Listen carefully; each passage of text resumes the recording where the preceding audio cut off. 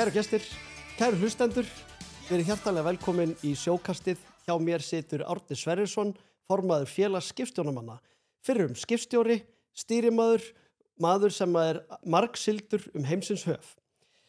Við ætlum að skyggnast í hans lífslaup, við ætlum að heyra ýmislegt kjarabaráttu sjómanna og þáttöku hans í hvalveiði umræðinu meðal annarra hluta. En svona fyrst og fremst, Árni, hjartanlega velkomin, mikið rosalega búin að hlakka til að fá þig hingað í settið. Hvað segirðu gott? Ég segi bara gott.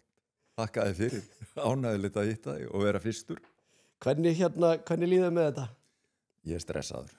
Ég líka. Herðu, mig langar fyrst og fremst til að heyra bara svona að því hver þinn bakgrunnur hvernig þetta byrjaði allt saman, hvaðan ertu? Og hvað það sem að olli því að þú leitist út á braut sjómennskunnar? Já, þetta er áhugaverð spurning. Það þannig að ég er fæddur á Siglufirði 1962, 18. maí og í móðurættina talsvert sjómenn. Afi minn var sjómaður en aftur á móti í föðurættina er fólk úr landbúnaði. Og ég ólst náttúrulega upp á Siglufirði, á bryggjónum þar og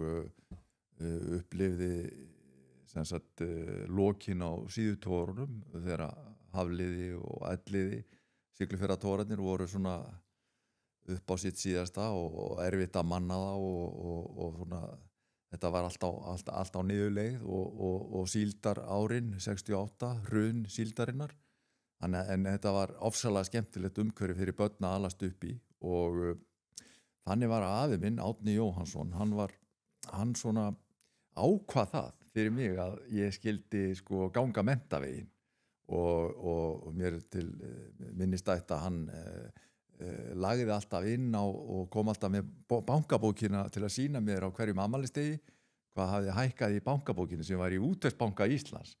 Og hún var bundin og það mátti ekki taka úr henni fyrir að andvirðið átti að renna til að kaupa stúdentsúfu. En þegar að ég opnaðist fyrir að gat tekið út úr bókinu þá var ekkert inn á henni. Það var alveg búið að rýrna og ekkert orðið að því.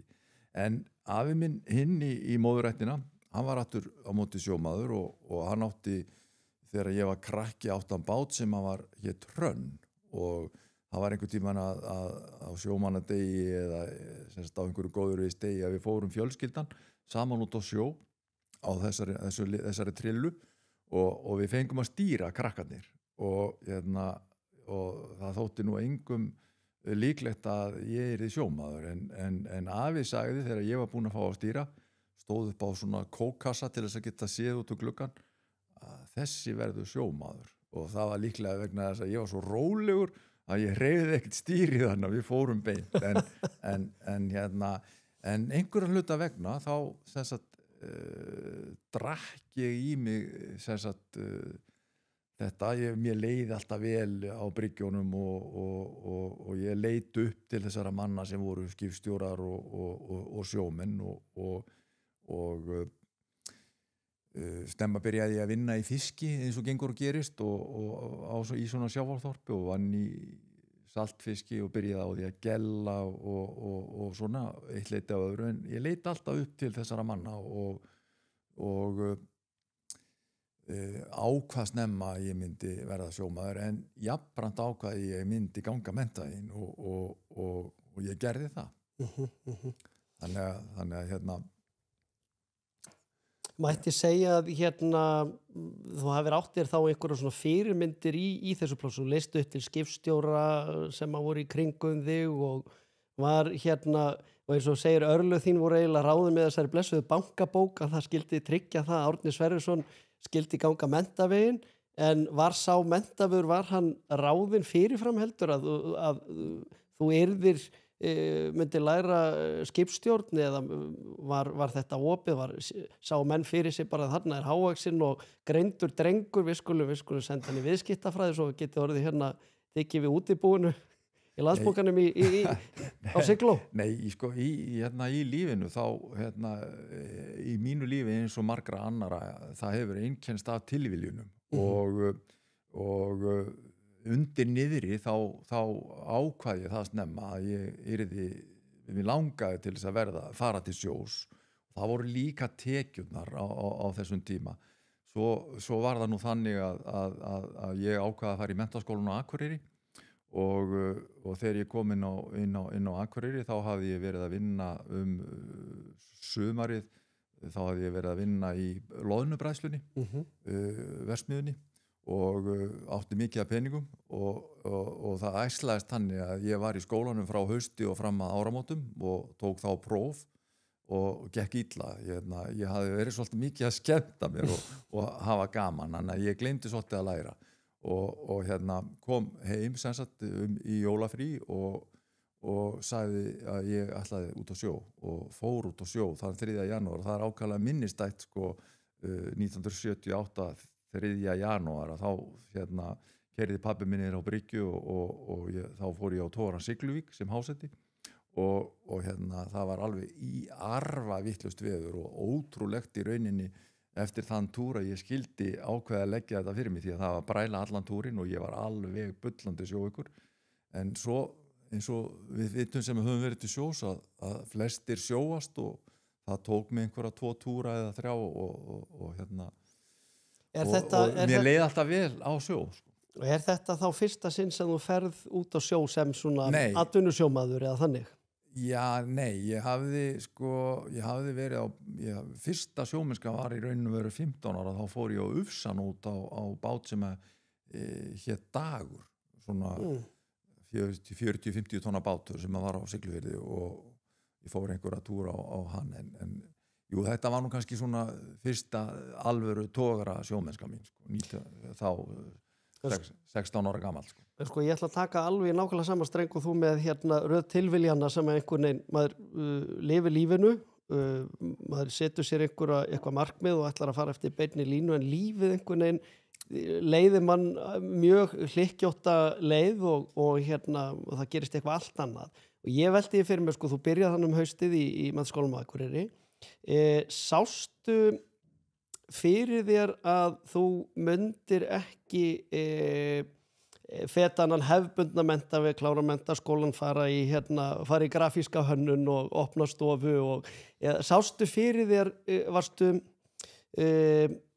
sástu þetta ekki gerast og þessum ákast að skemmta þér og ég skal verða eiginlega minnast að það að þú ert mjög skemmtilegu maður og ég get alveg ímyndað mér að hafa verið gaman hana fram að því sem þú fórst á sjóin. Þessi ár sem að maður að mótast þarna 1978, 16 ára og svo 1979 þá haustið 79 þá ákvað ég að fara í fjölbrautaskólan á Sauðárkróki. Það var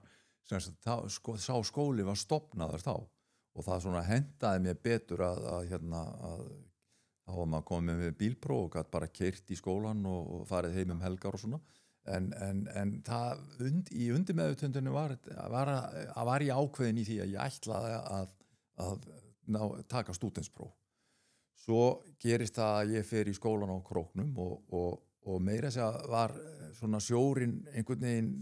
heillaði mig alltaf og prófa nýja hluti og eins og sagði í innganginum að siglum öll heims í söf að eftir 2 ár í fjölbraut á Sauðárkróknum þá ákvað ég að fara á fraktskip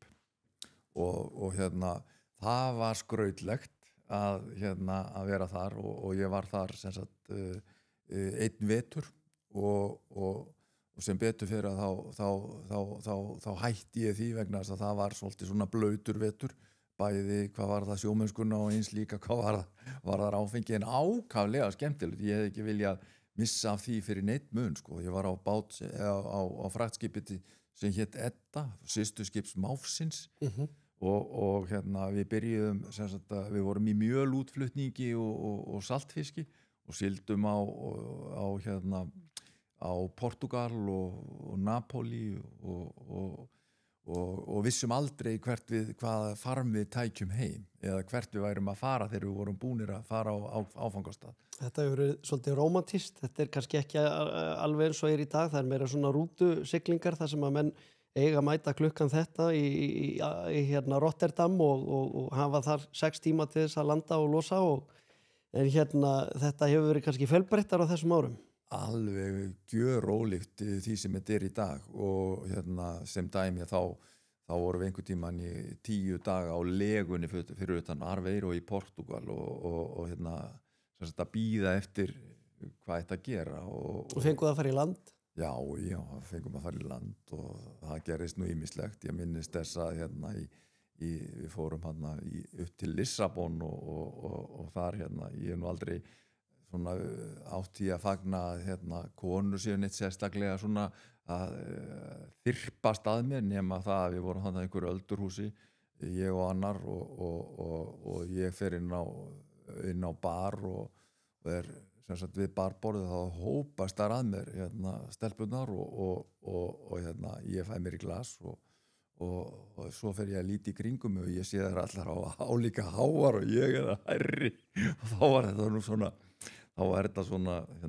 kynskiptingabar sko. Þannig að það sá undir iljarnar á mig þaðan út sko. En þetta mjög skiljanlegt, þú ert hávaxinn og myndalegur sjálfur sko, fyrir svona menn sem 1,77 að morgni til í ullasokkum þá lendi ég aldrei í þessu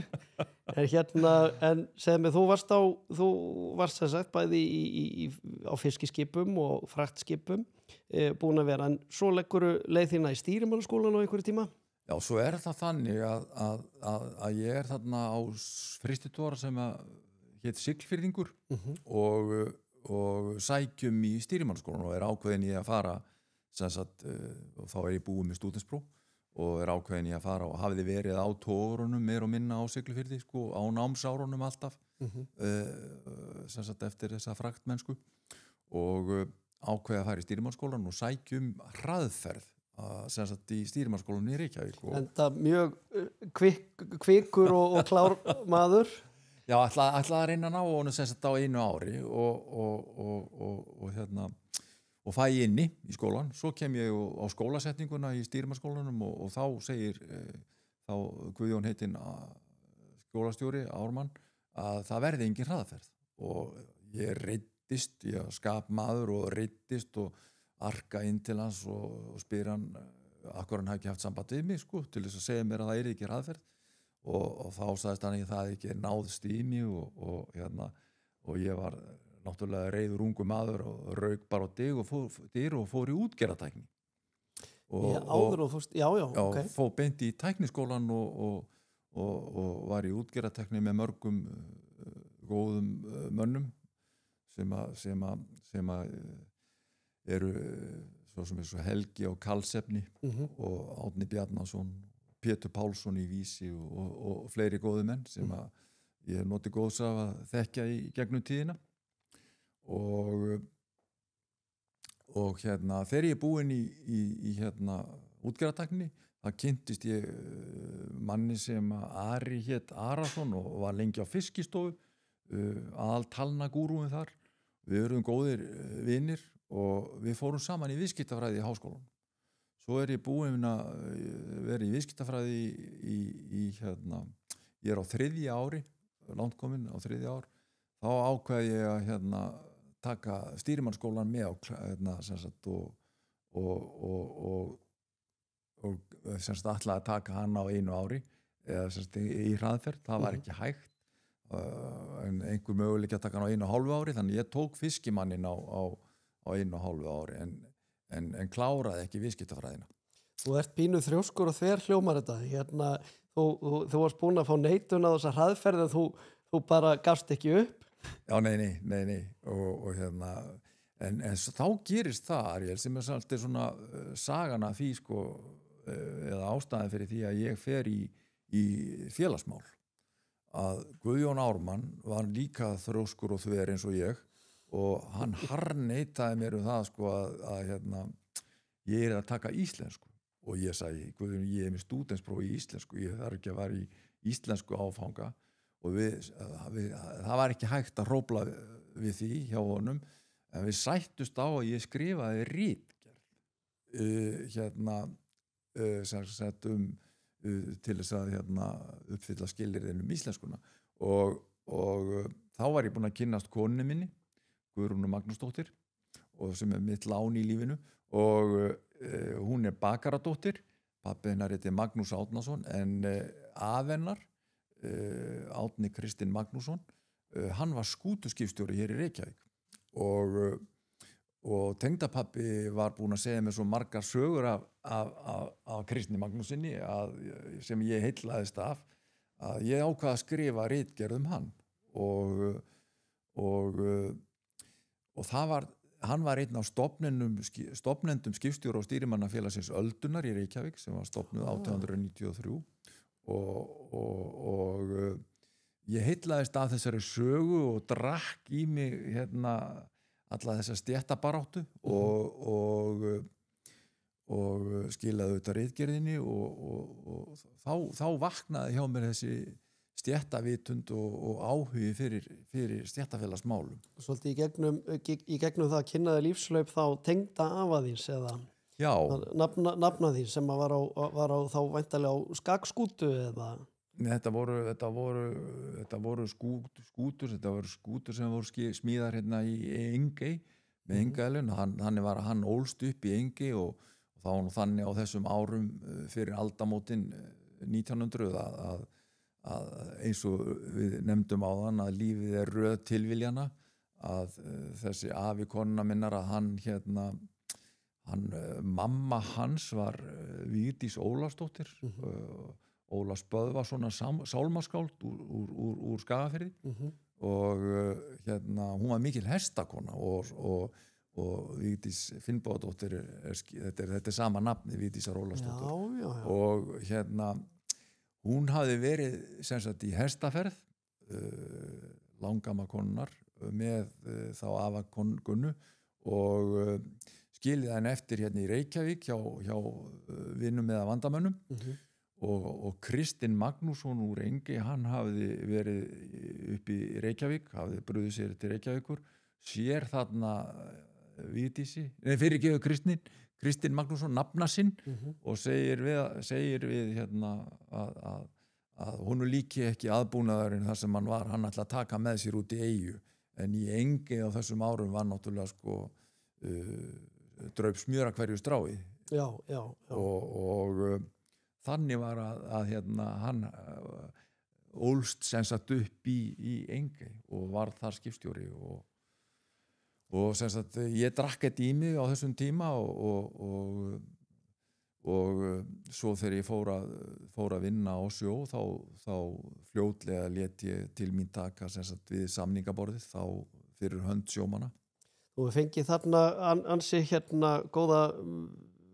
kveikju að þessum áhuga á félagsmálum. Ég verða þess að rifja upp nefnilega bók sem ég las sem heitir ábyggilega Togaramaðurinn Guðmundur Halldór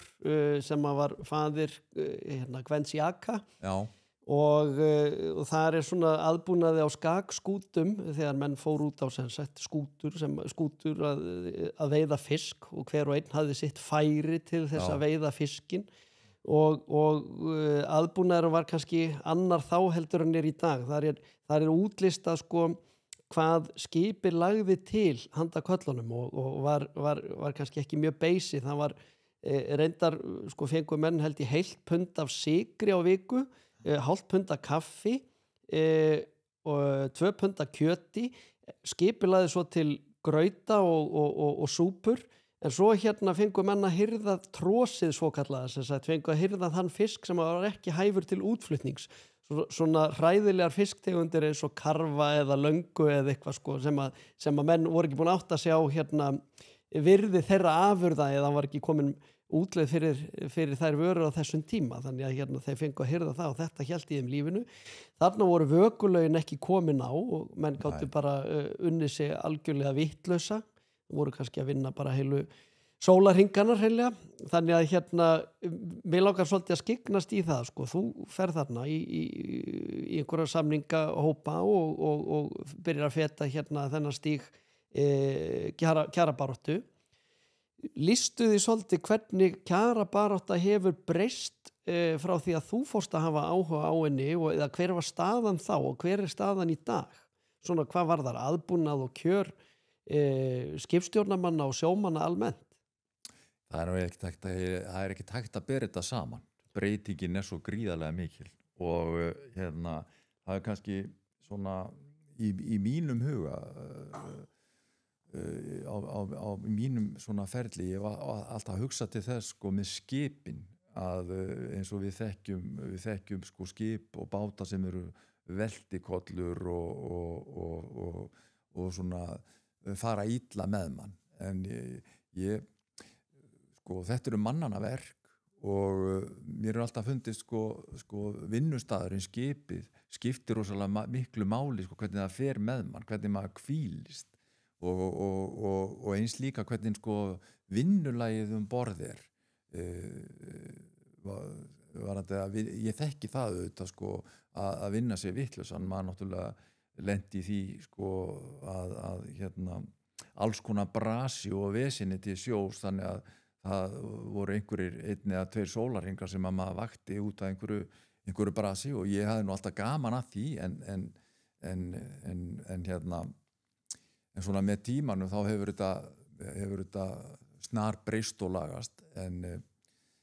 og vaktirnar, þetta var náttúrulega þegar ég var á sjó, þá voru við á 6 og 6 þessum vöktum og 6 tíma að vinna og 6 tíma að sofa. Já, og svo hefur það breyst í 8 tíma vinnu og 8 tíma hvíld sko, og mér sagt að það sé mikil breyting. Ég var aldrei á þannig vöktum, ég líkaði prýðilega að vera á 6 og 6. Já, ég prófa hvort tveggja og ég er svona beggja bland sko, það er ákveðin rútína í því að vera á 6 og 6 af því að sólarhringurinn 24 tímar og skiptist niður í sem sagt 4 6 tíma vaktir. Já, 2 6 tíma vaktir og 2 6 tíma frívaktir en já 8 tíma hérna vöktunum þá er ókosturinn sá að sólarhringurinn verður 16 klukkustundir annar sólarhringur 16 og hinn 8 já. Þannig að það er ókostur og já, eða í raun og veru þú hvolfir honum alltaf sko, það er bara vinnur í 8 tíma sefur eða hvílist í 8 tíma og þannig að sólarhringur sem þú lifir í eiginlega bara 16 klukkustundir og það er kannski óeðlilegt með við lífsklukkuna en maður hvílist aftur á móti ágætlega en það sem ég átti við sko, mér finnst sko mesta byltingin á sjónum hefur mér fundist vera sko að skipin eru orðin svo miklu betri vinnustaðir og vinnu aðstæðan borð menn voru bogra eftir hverjum fiski hlaupandi upp í móttökur, það er orðin svo mikil bylting í þessu. Ég var nú bara borð í togara í gær þar sem að maður þekkir ekki orðið sko millidekki sko, þetta er allt fullt af alls konar dóti og fiskurinn settur í kör upp á millidekki og niður sko, hann fer niður með lyftu og lestin, það er einn maður sem gengur frá fiskinum í lestinni, þetta er algjör bylting og veltitankar í skipunum þannig að hérna þau bara hreyfast upp og niður líka við sko, það er algjör bylting sko hvað þetta varðar. Já, þetta er stærsta breytingin. Ég hérna með minnir að Steingrímur sem var hérna skipstjóri á Vigra hafi verið spurður að því þegar hann settist í helgan stein hver stærsta breytan hefði verið á hans sjómennskuferli og nefndi að það er alveg klárlega tvennt og það var ekkit eitthvað sem að snýra að siglingatækjum eða skipakosti eða þannig en það var hérna tvennt, það var teyjulakið, það þurfi ekki að vera alltaf að hafa fyrir því að laga lakið fyrir hverja hérna frívægt og svo var það gúmmístífilinn að þurfi ekki að vera blautur í fæturna sko, en það er alveg rétt eins og segir, sko, skipin eru mikið breytt og þetta hefur líka haft talsverð áhrif á sko öryggi sjófarenda. Svo er það nú þannig líka, já, og svo er það nú líka þannig að hérna, menn eru sko margir hverjir flestir skipstjórnarmenn og áhafnir á fiskiskipum í dag að vinna 50-50 eins og við segjum, það er að segja að menn eru einn túr borð á frystitogara og svo er frí næsta túr og svo framvegis eða 2 túr á ísfisktogara og 2 í frí eða eitthvað slíkt, þannig að áður fyrir voru náttúrulega sko, þegar ég byrja þá var nú talað um það að sumir færu helst ekki frí nema í veikindafrí og ég man eftir því sko að þegar ég var á Siglfirðing sem var nú svona lítill frystitogari til þess að gera og ísfisktogari sem var breytt í frystitogara, þar man ég eftir því að ég var með manni frá Akureyri sem að fór 13 túra í röð 25 daga túra í röð sko. Já, þetta er bara heilt ár eiginlega í beit á sjó. Þetta er hérna hann var orðin frekar svona súr og niður dregið eftir alla þessa túra sko. Ég trúi því. Það er ekkert eðlilegt í sjálfu sér. Það má segja að það sé mikil og jákvæð breyting sem hefur orðið í þessu. Í dag eru náttúrulega kröfunar miklu meiri það að fólk eigi sér svona líf utan vinnu og það að einhver geti róið með þessum hætti verið 1 mánuð í vinnu og svo 1 mánuð í fríi, í algjöru fríi. Þetta er kannski miklu manneskjulegra heldur en að vera heilt ár í beit á sjó og taka sér 1 mánuð í frí og fara kannski 1 ár á sjóin aftur. Já, en svo náttúrulega réri ég með mönnum sko, sem eins og einu sem sagði mig frá því sko, þegar hann var á togara hér í Reykjavík að þá fór hann út á Þorláksmessu og þeir fóru hérna inn í Garsjó eða sem sagt rétt hjá Keflavík og lágu þar í vari öll jólin. Þannig að þetta breytingin orðin svo rosalega á þessum tíma. Ég fekk einhvern tímann ákúrur þegar ég var á sjó í síðasta verkfalli 2016-17 fyrir það að við værum að ég væri bara svona hálfgerð letibykki að vera á frystitogara og ég var að vinna sem sagt mánuð í fríi og sem að útlegst sem þá svona cirka 180 dagar til sjós á ári og þetta fekk ég frá kunningja sem að starfar í landi og ég fór svona að taka saman og reikna saman sko miða við sumarfrí, jólafrí og helgar og rauðadaga. Þá var þessi gagnaðili að róa ekki mikið, eða það að vinna í sinni vinnu í landi ekki mikið meira heldur en ég sko í döguntalið. Svo annað sem að vel að merkja þegar þú ert út á sjó þá náttúrulega vinnur 12 klukkustundir á sólarhring. Já, og menn að vinna 12 klukkustundir í sólarhring og menn að vinna allar helgar líka, þannig að menn í raun og veru sko eins og menn að vinna miklu meira heldur en vinna í landi í 219 daga sko, sem vinnuárið í landi. Þetta eru 84 klukkustunda vinnuvika til sjós. Já, og margir hverjir sem eru nú svona í félagsmenn hjá mér sko, sem eru svona, þetta að breytast mikið, menn að hætta svona 60, 67 ára, 70 sko, en það eimir samt af því hjá okkur sjómönnum að náttúrulega sko, ég segi alltaf sko að rjómin af mönnum eru sjómenn, það duglegir í hópi sjómanna eru duglegir menn, við vitum það sko að það fyrirfinnast engar liðleskjur á skipum. Ekki sem endast, nei. Ekki sem endast sko og þannig að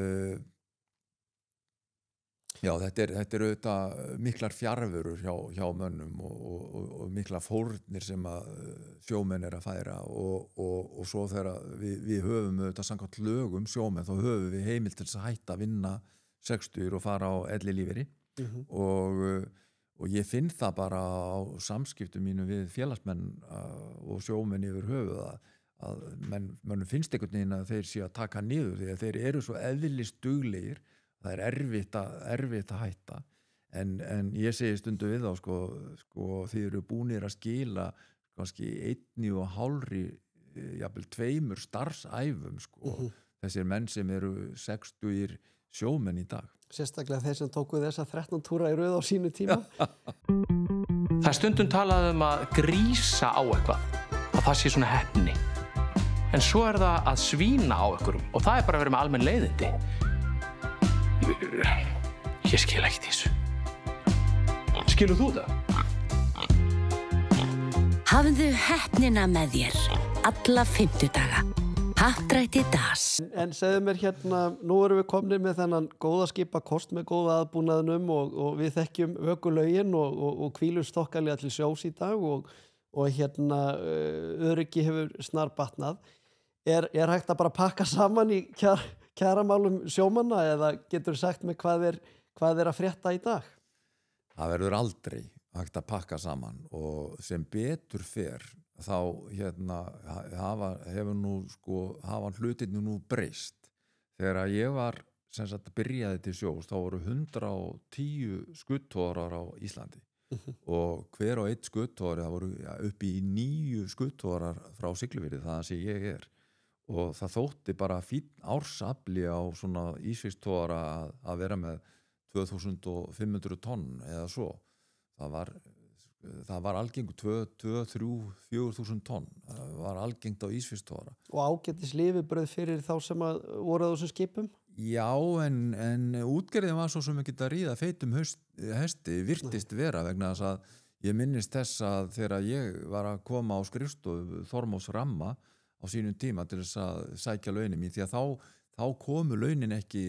inn á bankareikning eins og þau gera í dag, menn þurfti að fara á skrifstofun annarkvort karlmenninir eða eiginkonurnar til þess að sækja launin, og þá minnist ég þess að Sæmundur Árelíusson þáverandi framkvæmdastjóri sagði mér: Árni, hvað ætlar þú að gera? Því vantar enga peninga, þú býrð hjá pappa þínum og mömmu. Og þannig að þetta var svona, maður þurfti að slíta út launin sín, sko. Þetta er gríðarleg breyting að því litinu til, en sem betur fer þá hafa sjómenn það þokkalegt í dag svona víðast hvar, en það byggist á gríðarlega mikilli vinnu, og þessi skip sem eru sem sagt í dag, þau eru að færa sko að landi sko 3-faldan, 4-faldan, 5-faldan ársafla þessar skipa sem voru á þeim tíma sem ég var á þessu, og togurum hefur náttúrulega fækkað gífurlega mikið, þannig að það eru kannski jafnvel færri í áhöfn heldur en voru áður. Það eru færri í áhöfn, og það er nú eitt af því sem að ég hef svo sem talað fyrir að sko það kannski ekki hægt að finna eina rétta tölu hvað eiga að vera margir á ísfisktogara. Þeir eru misvel útbúnir og veiðiheimildir þeirra eru misjafnar, þannig að ég hef svolítið talað fyrir því að það eigi að vera svona mönnuna skírteini borð í hverju skipi, þannig að mönnunin eigi að vera í takt við veiðiheimildir og hvernig skipið er útbúið. En það er nú svo sem ekki fengist í gegn, en víðast er nú skilningur á því á milli útgerðar og áhafna, sem sagt, hvað þarf marga borð. Það hefur alveg þurft að taka þennan slag, veit ég, svona síðustu árin hreinlega með fjölda í áhöfn og staðið svolítið styrum þetta milli hérna ykkar í stéttarfélögunum og sjómanna og útgerðarna með hver lágmarksmönnun á skipum þyrfti að vera, eða ekki? Jú, og mönnunin er komin víða niður að sársaukamörkum. Það er sem sagt, það þarf að vera til þess að hlutinni gangi upp í dag, þá þarf að vera valinn maður í hverju rúmi, og ef einn veikist þá er það bara verulega slæmt, sko. Þannig að við höfum verið að tala fyrir því að koma á svona kerfi, svona kadettakerfi eða nemendakerfi eins og tíðkast á Norðurlöndunum, og það hefur gengið erfilega að koma því á Íslandi. Það er eins og segir með ef það þarf að vera valinn maður, sko, expert í hverju einasta stöðugildi, og þau eru fá, þá er hætt við einmitt að nýliðun algjörlega detti niður. Að nýliðun detti niður, og þess vegna höfum við verið að tala fyrir því að sérstaklega varðandi nemendur í stýrimannaskólanum. Við höfum nú svolítið gagnrýnt stýrimannaskólan og auðvitað náttúrulega sko í því orðið felst að rýna til gagns, að bæta hlutina, og við höfum svo sem fyrir hönd félagsins haft ákveðna skoðun á því sko að skólinn eigi að vera sjálfstæður skóli eins og hann var í 110 ár, en hann er undir tækniskólanum í dag. En varðandi mönnunina, þá höfum við sem sagt, eins og víða erlendis að þar fara menn í skipstjórnarnám, og hluti af náminu að vera út á sjó. Þannig að þegar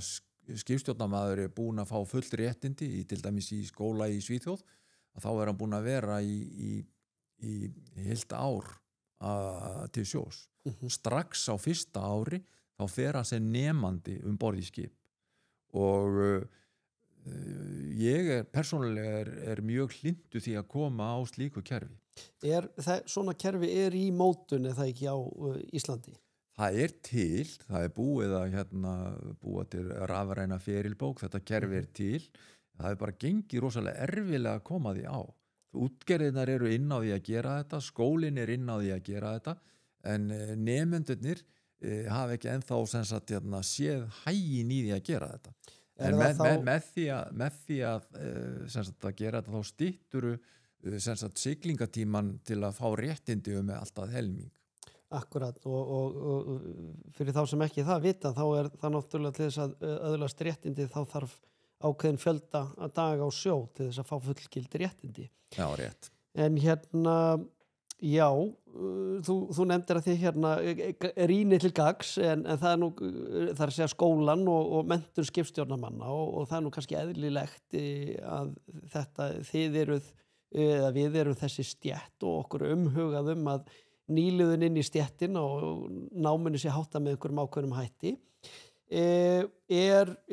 Svona farið að sjá í ljós fyrir endan á göngunum með að allir leggist á saman á sveif með að hefja upp skipstjórnarnám á Íslandi? Ég held að það sé mikill metnaður að hálfu okkar allra að gera það en það greinir okkur kannski á eins og í pólitíkinu hvaða leiðir eigi að fara. Við höfum verið þeirra skoðunar hjá félaginu að skólinn eigi að vera sjálfstæður skóli í okkar húsi sem var gefið sjómannastéttinni 1944 og á Skólavörðuholtinu en eigendur skólans og stjórnendur skólans, hann inn í Tækniskóla Íslands í dag, skóla atvinnulífsins og fyrirhugað að byggja nýbyggingu inn í Hafnarfirði sem á að vera tilbúin 2029. Þetta með þetta eins og allt, maður veit ekki hvernig að þetta þróast en í öllu falli þá höfum við skýra okkar skoðun svo að það þurfi að hefja þetta nám upp vegna þess að þetta auðvitað nám sem veitir alþjóðleg réttindi og við megum ekki dragast aftur í því því að stéttin að eldast og það þarf nýliðun en það á brattan að sækja ekki bara hér á Íslandi heldur líka erlendis. Við sjáum það þegar við erum að hitta kollega okkar í öðrum stéttafélögum á Norðurlöndunum að þeir eiga alveg við sama vanda að etja og fólk ef það hefur valið þá að vinna og koma heim til sína kvöldi og hitta fjölskylduna og taka þátt í tómstundum með vinum og fjölskyldu þá velur fólk það flestir í lífinu þannig að á Norðurlöndunum þá jafnvel vinnan orðin 1 mánuður og frí í 2. Já. Þetta að þróast í þá veru og það sem að kannski maður á erfitt með að skilja þegar maður heyri það hjá ungum mönnum sem hafa lagt fyrir sig skipstjórn eða sjómennsku að konur þeirra eru svona eða konur annara manna eru svona að spyrja konur þeirra hvernig nennur að vera með þessu kalli sem alltaf út á sjó? Já, en við hins vegar allt í lífinu hefur kosti og galla og við sem höfum verið til sjós við vitum það auðvitað að sem betur fer að þá eru við þetta ýmsir kostir þar á meðal að þeirra og kemur heim til þín þá áttu frí og skipið vinnustæðurinn bara út á sjó og jafnvel það náttúrulega orðið þannig í mörgum tilfellum að menn eru í launakerfi þannig að menn eru bara á launum og fá hlut úr þeim afla sem að skipið að veiða þegar þeir eru í frí. Með öðrum orðum að launakerfið á sjónum eins og við vitum hásetahlutur og skipstjórahlutur og svo því bara öllum tekjum skipsins á ásgrundvelli bara skipt í tvennt á milli þess að tveggja áhafna. Já, milli þess að tveggja áhafna sem náttúrulega ákveðin kostur Það svolítið kaldhænislegt að ég var einhvern tíma sjálfur í svona viðtali eins og við sitjum tveir í og ég var spurður út í það tengdist sjómannadeginum hvort að var ekki bara á sjómannadagurinn einhverja samleið með okkur í dag sjómennska ekki búið að fækka svo skipum og einhverja að stunda þetta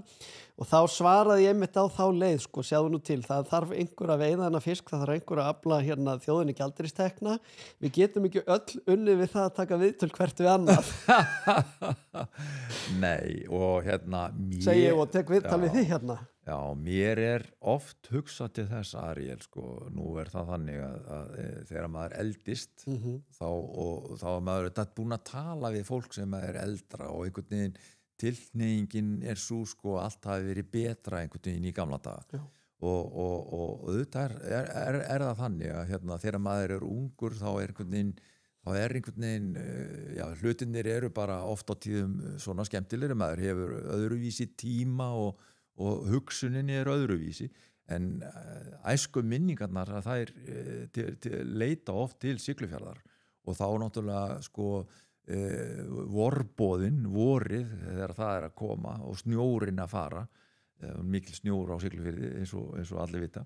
að hérna, þá kom sjómannadagurinn og stundum var hann sólríkur og hlýr, en oftar hérna, kaldur kannski og svoleiðis, en þetta var einn af vorboðunum, þetta var hátíð og þetta var breytingarnar, þjóðfélagsbreytingarnar hafa orðið svo miklar, en við megum samt aldrei gleyma því, sko, hvaðan við erum og hvaðan við komum og þess áttar. En hættan auðvitað svo að það færri og færri sem vinna við sjávarútveg, bara vegna tækni framfara og afkasta aukningar á veiðiskipum og svo framvegis. Og sérstaklega kannski frumframleiðslu eða þannig, já, sko, þannig að skilningur margra í samfélaginu á þessum atvinnuvegi, hann fer þverrandi og það fer stundum í taugarnar á mér og ég, af því að þú byrjar á því að tala um hvalveiðarnar, sko, þetta allt hluti, þetta allt keðja, sem sagt, og vistkerfi hafsins, ég náttúrulega, sko, starfaði á fiskiskipum, sem sagt, allmörg ár, en lungan úr mínum sjómannstíma var ég stýrimaður og skipstjóri á Hafrannsóknastofnun og þar umgekkst ég náttúrulega vísindamenn og rannsóknarfólk, bæði íslenska og erlenda, og hef drukkið þetta í mig, svona, hvernig þetta allt saman og þá komum við að því að það sem að kannski ég hef alltaf átt erfitt með að skilja og það það sem hérna afstaða fólks til hvalveiða. Já, og ég ólst upp á því í gamla daga, sko, á Siglufirði að ég man enn eftir græna skiltinu sem kom í fiskbúðuna, sko, og ástóð nýtt hrefnukjöt og hérna og mér þótti hrefnukjöt og þykir alveg afskaplega góður matur. Þetta misjænt eftir sveitarfélögum kannski, vegna þess að ég á minningu sem reyndar því aðeins yngri en þú, þá var þetta kannski svona 2 áratugum síðar sem að ég lítill strákur í maturubúð í Nóatúni með móður minni og þar var hérna háhyrningakjöt í kjötborðinu. Það var að háhyrningur sem sagt slæðist í veiðafæri einhvers skipsins og verið tekinn svo ákvörðun að nýta náttúrulega það kjöt og selja til manneldis og ég man eftir þegar móðir mín sko sá þetta og önnur kona sem að sko tengdist okkur ekki neitt, þá einhvern veginn urðu það bara svolítið leiðar og táruðust í búðinni yfir því að það væri háhyrningur sem að hefði einhvern tímann sko syndi í sjónum og væri komin í kjötborðið. Þannig að þetta hefur verið öðruvís á Sigló. Já, hérna, þetta alveg skiljanlegt það sem þú ert að segja vegna þess að sko í gegnum tíðina bara hefur einhvern veginn hvalurinn verið sem sagt gerður einhvern veginn þannig í huga barna og fullorðina að hann sé sem sagt öðrum dýrum gáfaðri og svona það fylgir honum mikil dulúð, hann auðvitað mestan af sínu líftíma ofan í sjónum á bólakafi, kemur upp til að anda en hitt hann að ég sem sagt hef alltaf átt erfitt með að skilja þetta vegna þess að rökræn umræða afleiðingar þess að hvölum fjölgi svona mikið hefur eiginlega aldrei farið fram. Hún umræðan öll í frösum og á tilfinninganótum. Af því að þú komst inn á hérna að þú hefði verið hjá Hafrannsóknastofnun svo lengi og vannst með öllum þessum hérna fiskifræðingum eins og við köllum þá og hefur væntanlega farið margar loðnuleitir og mælingar og talningar á dýrum, þar að segja hérna á hvölum. Hvað tekur með þér úr þeirri reynslu til dagsins í dag þar sem þú einmitt þú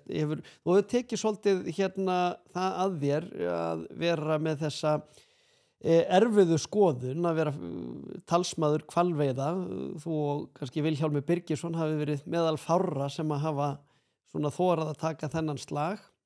tekið afstöðu. Já, ég náttúrulega sko tók þátt í mörgum leiðangrum bæði með haffræðingum og fiskifræðingum og tók þátt í mörgum leiðangrum þar sem við vorum að mæla loðnustofnin og það alveg bjargföst trú mín sko að allt þetta fólk, við erum öll að reyna að gera okkar besta og vísindamennir að vinna vinnuna sína og gera það besta en ég hef verið talsmaður þess að sem sagt rökræðunar, við tölum saman og reynum að horfa á þetta í heildarsamhengi, allt þetta byggs og það svona, ég hef kynst á lífsleiðinni sko mönnum sem sagt hafa setið hjá mér upp í brú dagana langa og svona rætt þessi mál eins og Sven Åge Malberg haffræðingur og Hjálmar Vilhjálmsson og margir góði menn sem sagt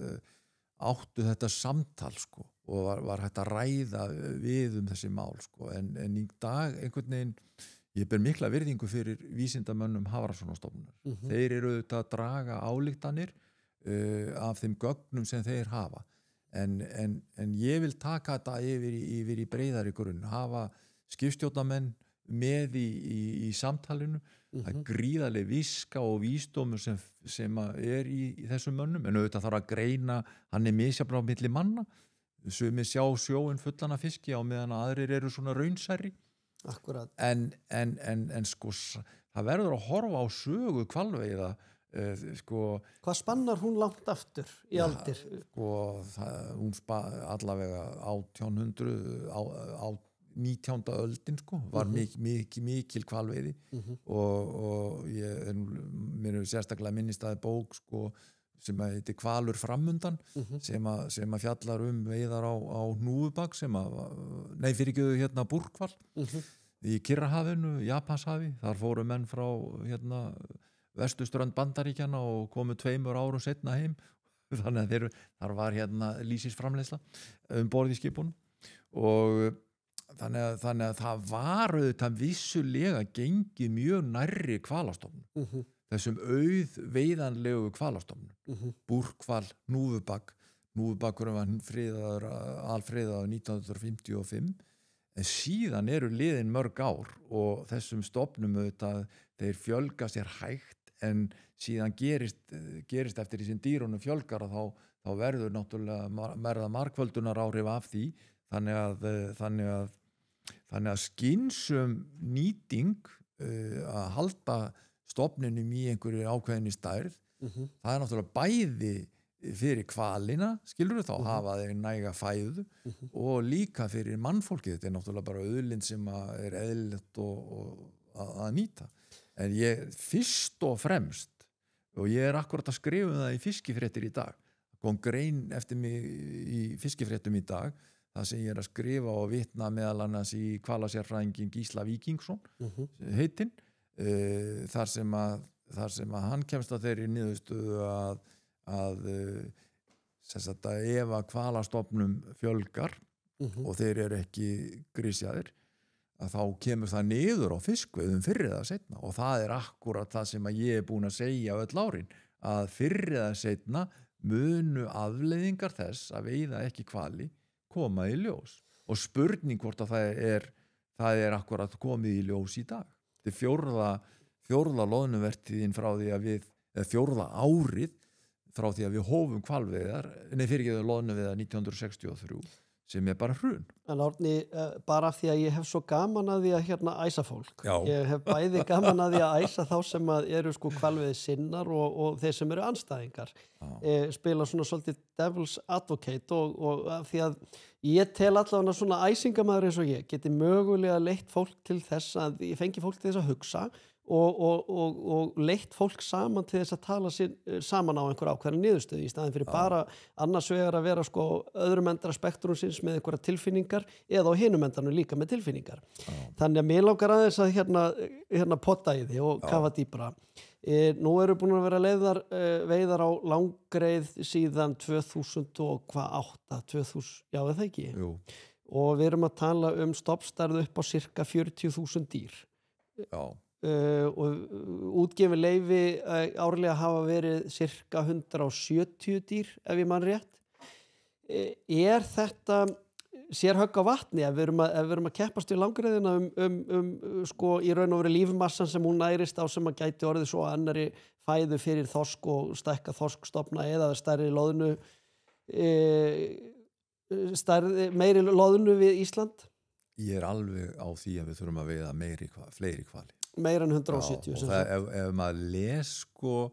ef maður les vísindagreinar og hérna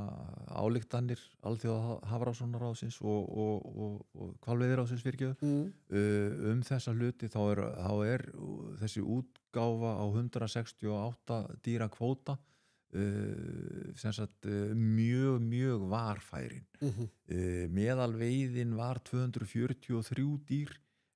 sem sagt, man nú ekki nákvæmlega hvað árabil það var sko. Já, fram til hlésins 86. Já, og hérna og þá segir Gísli Víkingsson sko að það hafi svona haldið stofnstærðinni svona frekar í ákveðnu jafnvægi sko. Þannig að þetta veit ég ekki hvað að tala nákvæmlega sem sagt við ættum að veiða en hérna klárlega þá ættum við að veiða fleiri dýr en heimilt að veiða sko. Sko að því að ég hef svo gaman að því að potta svona þá ætla ég að potta í hináttin og segja mitt að það oft argument fyrir því að við eigum ekki að veiða hvali að það hafi svo neikvæð áhrif á ímynd landsins og við munum ekki fá neina ferðamenn en það er náttúrulega þvættingu vegna þessum leið og eftir að þær voru veiðarna 2008 þá hérna höfum við bara sjá vöxt og sérstaklega eftir 2014 hérna gríðarlegan vöxt í ferðamönnum á Íslandi en það er annað sem ég langar að spyrja þig heldur þetta hafi áhrif á ímynd sko sjómanna meðal almennings á Íslandi það hvort að hvalveiðar séu leyfðar eða ekki? Ég held ekki sko uppruni gagnrýninnar á hvalveiðar svona á sig að við stúdera það neitt beint sko það mér finnst hann vera frá Íslandi það er að segja sko það er hópur fólks á Íslandi sem er andvígur hvalveiðum sem spilar upp þetta í umræðunni og leitar eftir sko gagnrýni erlendis frá en afleiðingar þess að við erum hvalveiði þjóð veiðum hvali ég sé ekki að það séu miklar hvorki fjölda ferðamanna til Íslands eða áhrif á efnahag okkar eða slíkt ég held að sko umræðan hvalveiðar þarf að fara yfir á þann grunn að sem sagt, við erum fiskveiðiþjóð og í grunninn stærsti atvinnuvegur okkar sjávarútvegur og mikilvægi sem sagt, þess að það sé til næg loðna og áta og rækja í sjónum fyrir þorskstofnun okkar sem stendur undir 45% af útflutningstekjum okkar þetta eru bara svo ofboðslega miklir hagsmunir að við höfum í rauninni ekkert leyfi til að hérna, sem Íslendingar að stoppa þetta og við verðum að vita meira sko ég hef verið spurður að ertu þeirra skoðunar við að veiða hnúfubak Ertu þeirra skoðunar við að veiða hnúfubak? Sko ég hef sko ég held að við verðum að veiða hnúfubak ég held við verðum að veiða hnúfubak ég hef áhyggjur af því að fyrir svona 20 árum síðan þá var engin hnúfubakur við Ísland sem hafði vetusetu. Þeir fóru allir frá Íslandi, suður í höf. Í dag segja mér menn að inn á Eyjafirði hafi verið einhverjir 12 til 20 hnúfubakar sem höfðu vetusetu. Sama á Skjálfanda sem sagt, og fullt af hnúfubökum það hefur komið fram í fréttum hnúfubakur inn í Hafnarfjarðarhöfn, inn í Sundahöfn, að sem sagt að hvalaskoðunarbátar fari inn í Sundahöfn til að sýna ferðamönnum hvali. Og hvað er hnúfubakurinn að gera? Í Eyjafirði fóru við, þegar ég var hjá Hafró, leiðangur eftir leiðangur til þess að mæla síldarstofnin. Þetta eru uppeldi stöðvar fyrir síld, Eyjafjörðurinn. Hvalurinn er þeirra náttúru, hann safnar saman fiskinum inn í botn og svo bara veisla. Þess vegna sjáum við hann sem sagt svona innarlega í fjörðum og flóðum. Já, þeir eru að vinna saman, smala þarna í einhver pott. Já, það er bara þeirra eðli og þessu hef ég áhyggjur af vegna þess að sko hrygningastopp þorsks og ufsa, ís og allra þessara bolfisktegunda hrygnir og seiðin sem sagt alast upp mikið á grunnsævi. Þar sem þau geta sem sagt falið sig fyrir afræningum í þara og þörungablómanum en hvalurinn hvað er hann að gera innum alla fyrir og fló og það er allir skipstjórar sem að segja í dag, það er bara sjórinn er fullur af hval. Þetta er auðvitað öfgar en menn sjá miklu meiri hval í dag heldur en áður. Það sem er líka kannski lykilatriði í þessu er að nú erum við að snerta á þessu máli og síðar í ár hefur kannski þetta verið bara afgreitt sem sko þetta er svo viðkvæm umræða, við skulum ekki ræða þetta. Já, en það er nú þannig að við borðum skinibornar skepnur eins og svín til dæmi sem að teljast nú frekar greindýr á pari við hunda segja sumir sko, það er náttúrulega erfitt að bera saman epli og appelsínur eða svín og hunda en það er í öllu falli þá er þetta einhver svona það þarf að vera hægt að taka þessa umræðu opið og af hverju eina tegund frekar en aðra og af hverju ekki eina tegund frekar en aðra. En Já, það sem mér finnst líka svolítið mikilvægt í þessu Ariel er það að þeir sem hafa hæst það að veiða ekki hvali, það er fólk sem er óskyldast starfseminni. Og það er fólk sem sagt eins og ég segi stundum fær launin sín sko, útborgaðum hver mánaðamót, óháð því hvort að hvalveiði er stunduð ekki. Fiskveiðar yfir höfuð, við skulum alveg gera okkur grein fyrir því að það eru til samtök sem eru út í heimi sem eru á móti fiskveiðum. Já. Þannig að þessar öfgar við erum ein þjóð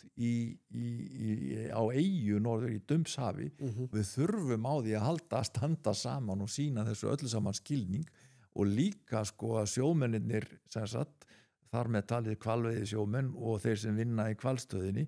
geti farið í borgarleikhúsið og noti þeirra menningar sem að listamennirnir eru að búa til og keypt sér málverk og svo framvegis og hlusta á tónlist þeirra manna sem að búa hana til. Þannig að mér finnst svo ósanngjarnt þegar þetta fólk stendur upp á hól og hrópar og er að vinna gegn því að við sem þjóð sem höfum af því hag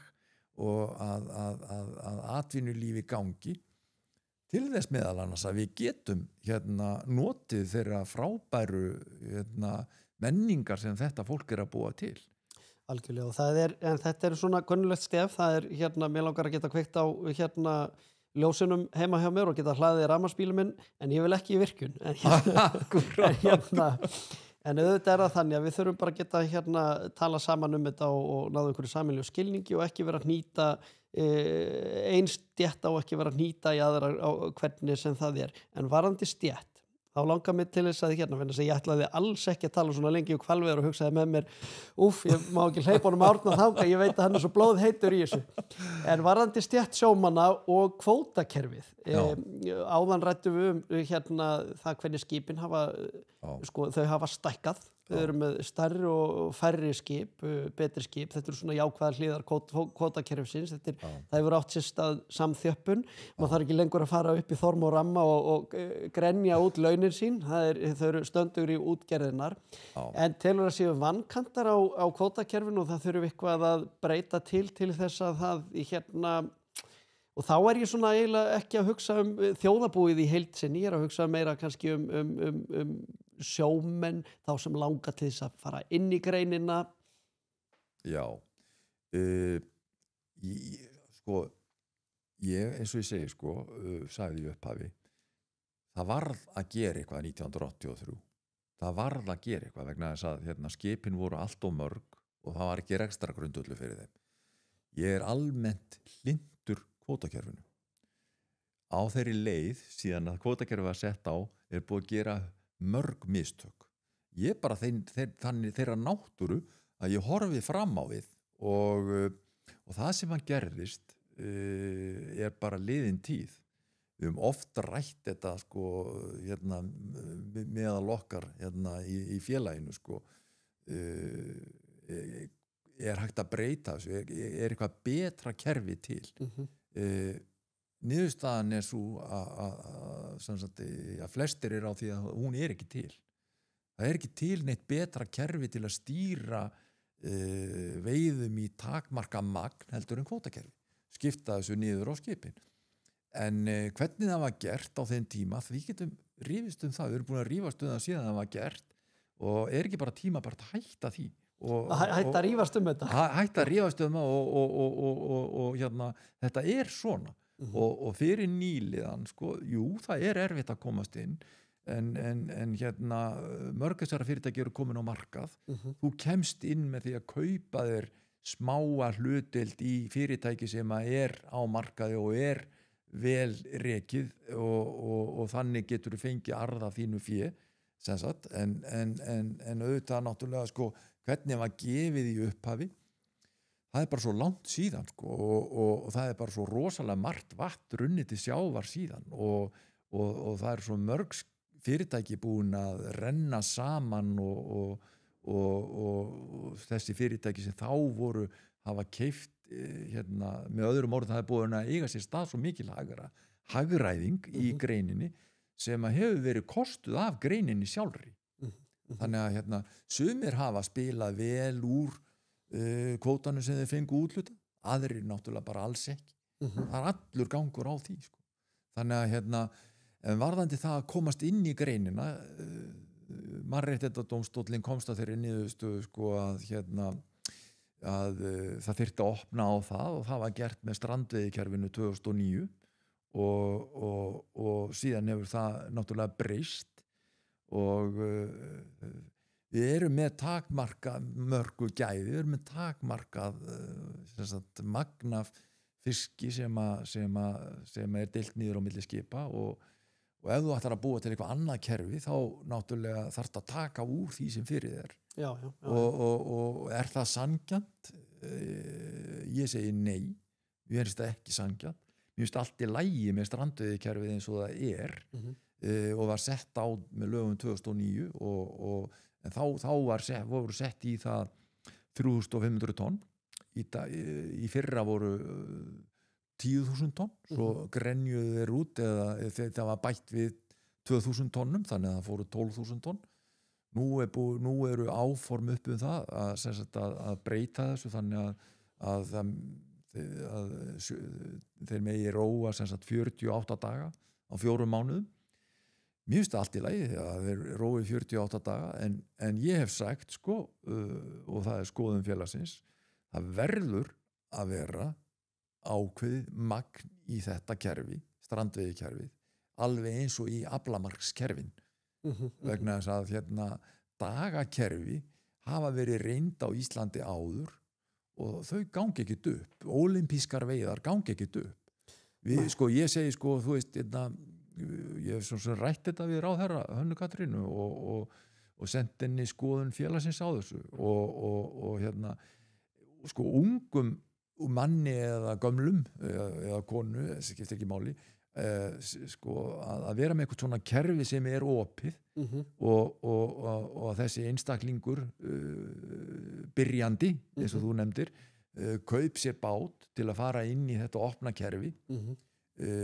og sem að springur eftir 1 eða 2 eða 3 ár vegna þess að þá stöndu við andspænis því að magnið sem að þessi báta drógu á landi var ekki 10.000 tonn eða 12.000 tonn eða 15.000 tonn eða 20.000 tonn, það var kannski komið upp í 25 eða 30.000 tonn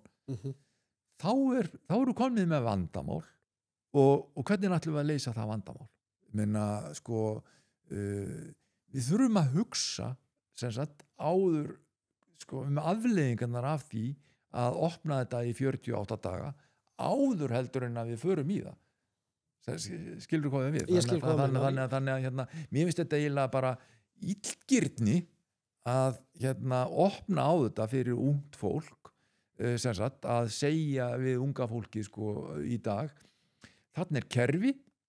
opið kerfi þú keyptu þig bara bát og þú þarft að uppfylla öll skilyrði keyptu þig bara bát og þú mátt veiða í 48 daga óheft það er að segja sko það ekkert þak á aflanum þannig að þú getur veitt 750 kíló á dag í 48 daga mér finnst það ekki fair gagnvart ungum manni eða ungri konu í dag að stjórnvöld setja á slíkt kerfi. Er það finnst þér að vera ósanngjarnt gagnvart þeim sem eru þá að róa hjá stórútgerðunum að það geti mögulega skert kvótan sem úthluta þeirra skipum Já, við stöndum bara andspænis því sko að við stöndum andspænis því að undanfarin ár að skipum lagt kvótaskipum lagt þegar þetta kerfi fer af stað í sumarbyrjun, í byrjun maí þá skipunum lagt vegna þess að það kemur svo mikill fiskur inn á markaði og svo hitt líka sko að margir sjómenn á aflamarksskipunum fara í þetta kerfi sem sagt strandveiðikerfi bara vegna þess að það ákveðin rómantík, ég hef prófað þetta sjálfur að vera á strandveiðum og að vera einn á báti en mér dettur alltaf í hug sagan af Bjarti í sumarhúsum Af hverju? Af því að hann ætlaði sér að verða bóndi no matter what og það gekk eins og það gekk við vitum alveg hvernig það fór þannig að sko ég bara sé ekki strandveiði kerfi ganga upp og nema að það sé sem sagt ákveðið magn í það. Ég skil þig og bara mjög skiljanlegt en það sem líka kannski með strandveiðikerfið ég hugsa þetta svolítið eins og lottómiða ef ég kaupi mér lottómiða þá vil ég eiga sömu vinningslíkur og næsti maður og ég veit að það ekki miklar en ég gæti fengið fyrsta vinningin og það sem að ég var kannski í upphafi að meina með kvótakerfi eins og í dag að með þá sem að eru með stóra drauma og vilja komast inn í greinina það kannski miklu erfiðar vik strandveiðikerfið eitt og sér það myndi ekki gera mér kleift að ef ég myndi ætla mér að eignast sko 3 stóra frystitogara í framtíðinu og 2 uppsjávarskip þá væri strandveiðikerfi náttúrulega ekki neinar dyr inn í greinina svona með þessu stóra hætti Nei, en ég meina sko það ekki sama í hvaða business þú ætlaðir í dag sko að sko til þess að komast inn í business þá þarftu peninga og til þess að komast inn í þú ætlar að láta eitthvað kveða að þér hvort sem það heildsala eða smásala eða hvaða bransi sem það sko. Ég held að við sem að glíma nefnilega svolítið við það sko í mínum uppvexti þá alltaf verið svolítið að þrefa þetta það sé ómargar hindran á veginum til þess að verða geta stýrt stórri útgerð, geta átt stóra útgerð eða svona einhverja stöndu útgerð en það kannski vegna þess að það var svo skammt frá því að þessar fjölda mörgu útgerði voru í landinu sko eftir að kvótakerfi var sett á í upphafi 1. 83 og þá þá þetta kannski ef ég seti í samhengi við það, mér langar að eignast tryggingafélag, ef ég langar að stýra stóru tryggingafélagi, þá það nákvæmlega eins og segir, þá þarf ég alveg gríðalegt fjármagn til þess að fara af stað og alveg rosalegan strúktúr og stórt bakland, það kannski ekki hlaupið að því. Já, og svo það nú einhvern veginn þannig sko að eina af höfuðsyndunum öfundin og stundum velti maður fyrir sér sko, ég hef alveg verið laus við það í lífinu að öfunda nokkurn mann nema þá sem eru góðir að spila á hljóðfæri og hafa verið einhverjum svona talentað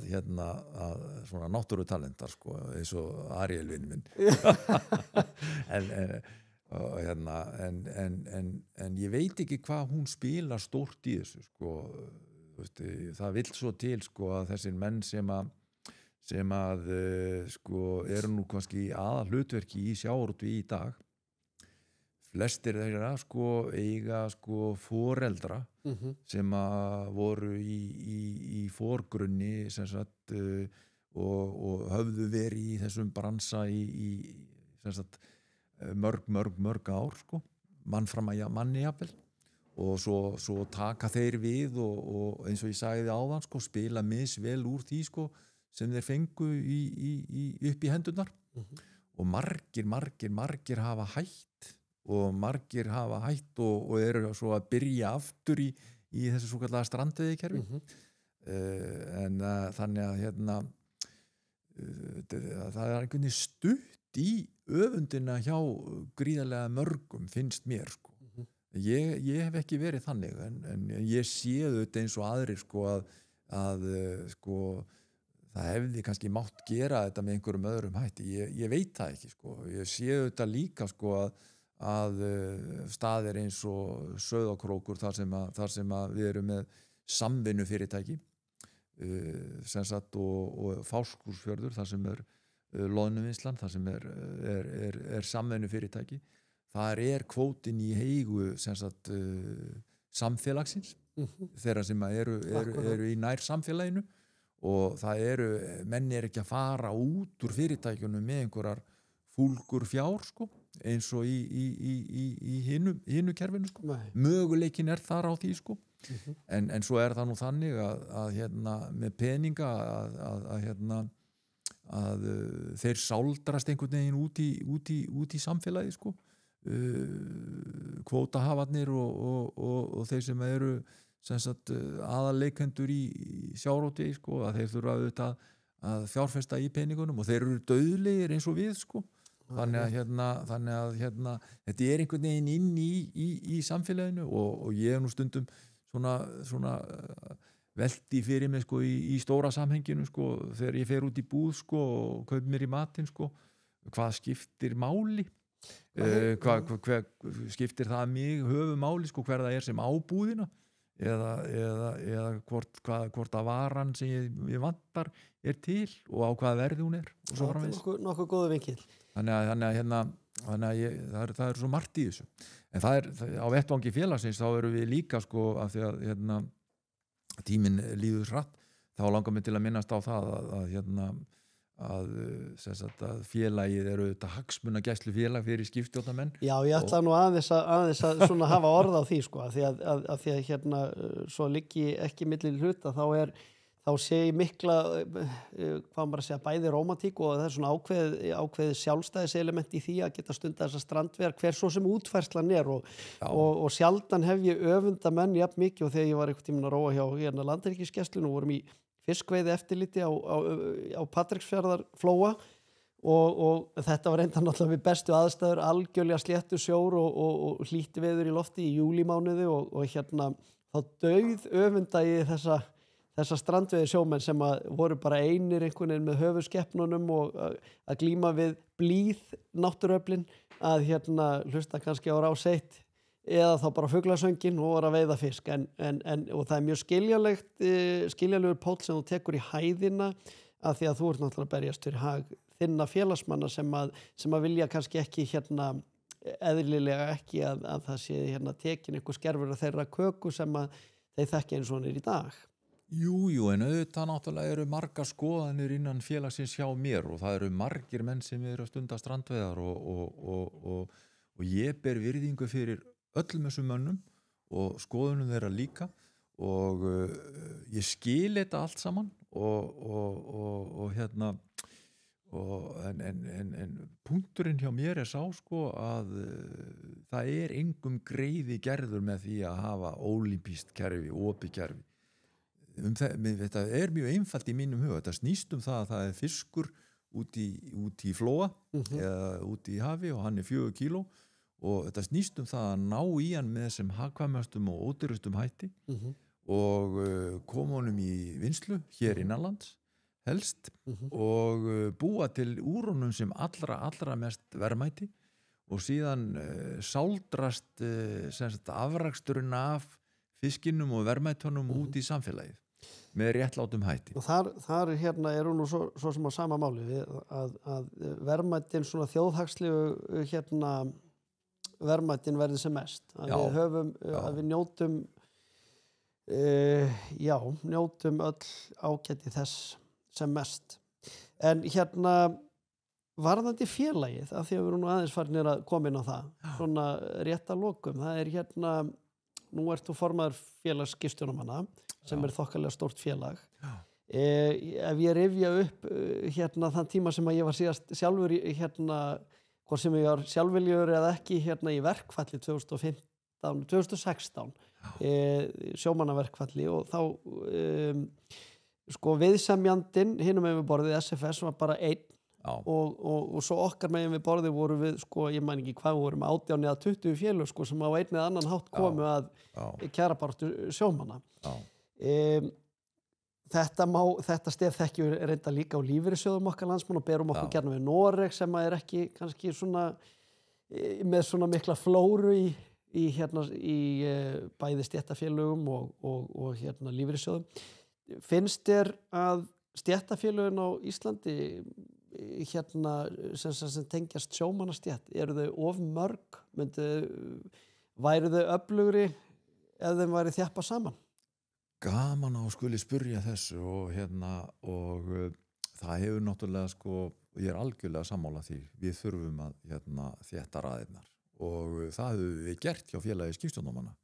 Við sem sagt vorum í mörgum félögum sem voru út landa allt, Sindri fyrir austan og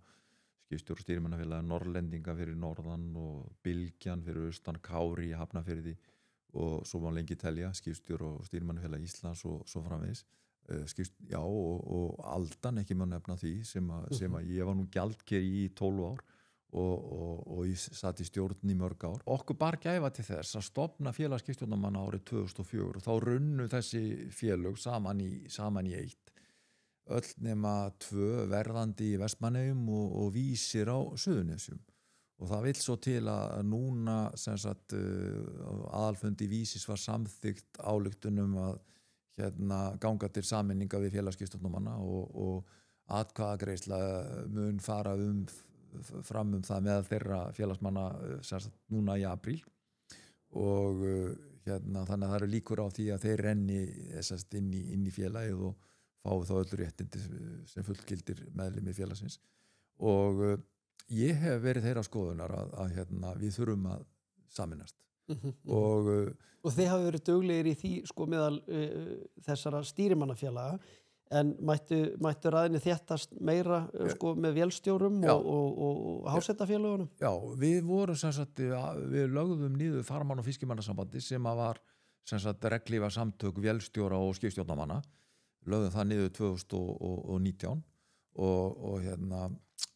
ég þeirra skoðunar að okkur vanti sem sagt sterkan vettvang svona reglíf fyrir alla sjómenn, svona nýtt öflugt sjómannasamband og hvað verður veit ég ekki en ég þessara skoðunar en auðvitað náttúrulega þurfa sko undirmenninni sem eru í sjómannasambandinu og dreifðir í mörgum sjómannafélögum og blönduðum verkalýðsfélögum vítt land sko þeir þurfa náttúrulega að sem sagt vinna sína heimavinnu sem sagt að þýleitinu til sko þeir eru svo dreifðir og VFM náttúrulega orðið ólíkt félag, þetta náttúrulega sko sjómönnum, vélstjórnar sjómönnum hefur fækkað og þeir eru mikið í virkjunum og svona vélsmiðjum og slíkum fyrirtækjum og þannig að ég er þeirra skoðunir já að við þurfum að þétta raðirnar hvernig sem það gert sko. Já, ég bara verð að segja svo ég afhjúpi mína skoðun þá tel ég líka að það myndi auka slagkraftinn hjá í stétta kjarabaráttu sjómanna. Ég minnist þess að hafa átt flugmiða frá Danmörku til Íslands þegar ég bjó þar og gat ekki flogið af því að 3 daga verkfall allra starfsmanna, flugvallarstarfsmanna sem sett hlaðmanna á flugvöllunum. Það var af því að stéttarfélagasamtökin 3F í Danmörku sem er svona risastórt sameinað apparat eiginlega allra hvað maður að segja verkastétta. 3F sem sagt lamaði allar flugsamgöngur Danmerkur í 3 sólarhringa að því að það var einn hlaðmaður á Kastrupvelli sem var verkfræðingur og neitaði að ganga í 3F. Hann vildi vera áfram í verkfræðingafélaginu. En svona geta áhrifin verið hvort sem að þau veki samkennd meðal almennings eða ekki en í öllu falli ég gat ekki flogið heim. En mér langar bara nefna eitt sko, félag skipstjórnarmanna ekki bara félag skipstjóra og fiskiskipum. Nei, alls ekki. Í félaginu eru líka skipstjórar og flutningaskipum hjá Landhelgisgæslu, Hafrannsóknastofnun og í ferðaþjónustu og svo í fiskeldi og höfnunum og svo víðar sko. Og eitt af mínum hjartansmálum síðan ég kom inn í félagið að á Íslandi engin íslensk alþjóðleg skipaskráð. Það að segja það ekkert skip skráð á Íslandi. Flugvélar eru skráðar á Íslandi og ökutæki eru skráð á Íslandi en skip eru skráð annar staðar en á Íslandi. Öll flutningaskipin. Öll flutningaskipin og það eitthvað sem að við erum búin að eiga viðtal við innviðaráðherra og viljum breyta, höfum mikinn áhuga að breyta og erum að vinna í því og við hjá félaginu. Já, það nú þannig að ef við förum aðeins út í þá umræðu að þá það þannig að það svona mannsins eðli að leita þangað sem að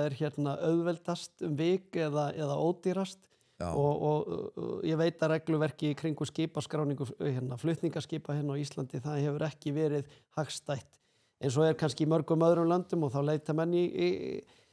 að skráðu það sem það ódýrar og þægilegra. Já, og þetta hefur lengi loðað við þennan kargó eða flutningastarfsemi á sjó að skipin eru skráð í því landi þar sem að hagstæðast og þar hafi verið þægindafánar sem eru þar sem þarf ekki að fylgja öllum prótokólum og reglum og en þetta eitt af þeim málum sem við viljum breyta. Árni Sverrisson, ef þú værir ekki formaður félags skipstjóramanna í dag, hvað myndirðu vilja? Ef ég var að spyrja þú værum báðir 15 ára gamlir, hvað langaði til þess að verða stór?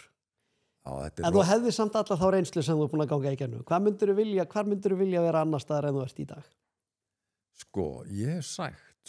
eftir minn starfsferil þar sem ég var yfir 20 ára á sjó kom svo í land 2004 og var þá framkvæmdastjóri hjá Scanmar á Íslandi í 5 ár. Svo fór ég til Vís 2008 og var þar í 9 ár, sá skipatryggingar og sjótryggingar þar og fór svo til félags skipstjórnarmanna og ég hef sagt og segi ef ég væri ungur maður í dag þá myndi ég læra lögfræði og lögfræði hefur heillað mig meir og meir eftir því sem að árin hafa færst yfir vegna þess að þú er svo gaman að því að teygja sannleikann.